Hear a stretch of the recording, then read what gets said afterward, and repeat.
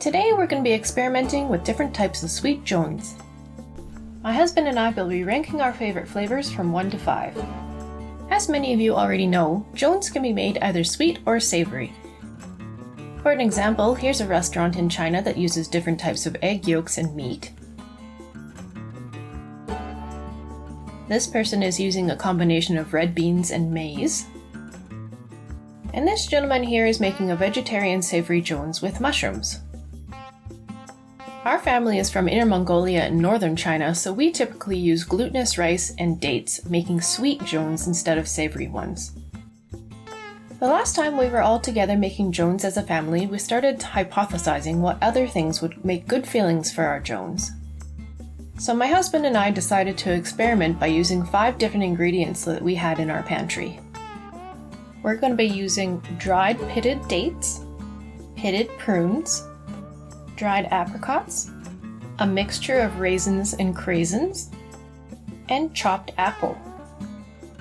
We made them the same way we always do, by taking 2 leaves, folding them into a cone shape, add some glutinous rice to the bottom, and then we added in each of the ingredients in turn.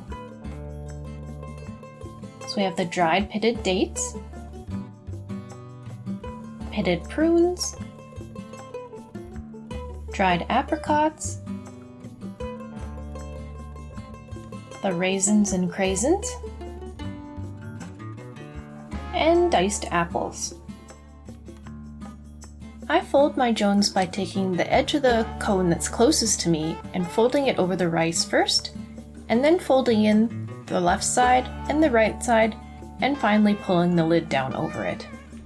If you want to see more examples of this, we have a separate joongs video that goes into it in more detail. But what happens if one of your bamboo leaves rips? You can't leave a gap in your joongs like this because during the boiling process, the rice will expand out through this gap and it will make a mess. So to solve this problem, if your leaves rip, just grab another leaf and wrap it over the hole. Then with your 3rd leaf surrounding everything, take your string as usual and tie it all together. We tie our joongs by creating a slip knot and pulling the knot tight around the joongs before wrapping the string around it further.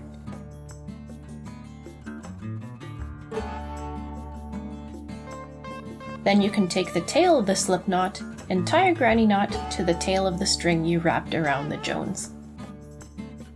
And we just did that over and over again until we had a bowl full of different types of joongs.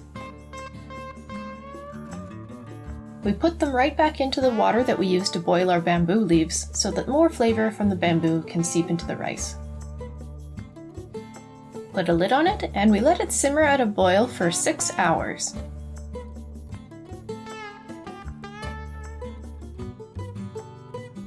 And I don't know about you guys, but I love unwrapping joongs, especially when they have the perfect triangle shape on the inside. They always look so delicious.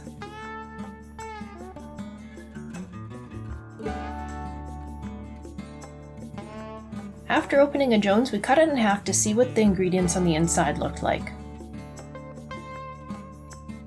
Here's the dried pitted date, the pitted prunes, the dried apricot, the raisin-craisin combination, and the apple joongs. We were a little bit surprised to see that the fresh apple pretty much just disintegrated right into the rice. Then, after cutting them open to see how well their ingredients blended into the rice, we sampled each of them to figure out which ones we like the best.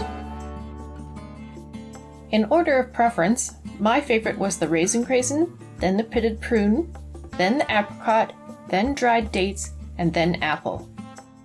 However, I very quickly determined that if we had coated the apples with cinnamon and sugar, just like you would in an apple pie, that would definitely move the apple up into a 2nd or 3rd place.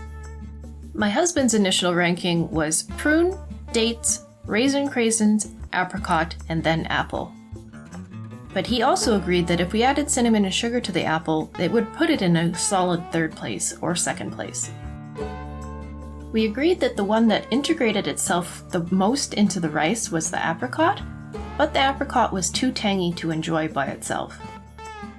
In China, it's pretty normal to put sugar on your sweet joongs, so we decided to put cinnamon and sugar on the apple one and try it again. Adding the cinnamon and sugar definitely moved the apple up from last place to a solid second or third place, and we agreed that if we ever did it again, we would coat the apples with cinnamon and sugar before adding them to the rice.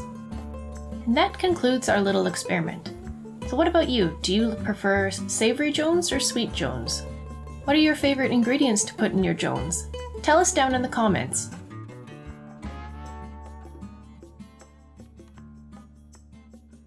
Thanks for watching. Subscribe and give a like if you want to.